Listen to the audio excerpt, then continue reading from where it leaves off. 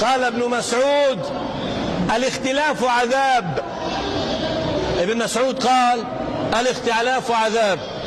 الكذاب قال رسول الله، كذب الكذاب على النبي فقال قال رسول الله اختلاف أمتي رحمة، ورب البيت ما قال رسول الله. كذب الكذاب على رسول الله.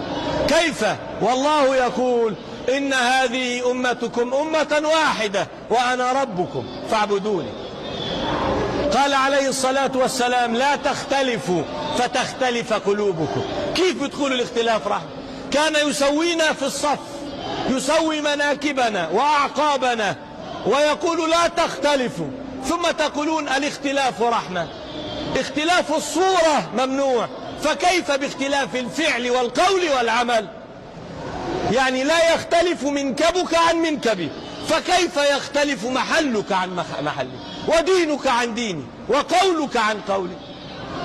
إلا كما فعل بنو إسرائيل. قال الله وما تفرقوا إلا من بعد ما جاءهم العلم بغيا بينهم. كبروا الله.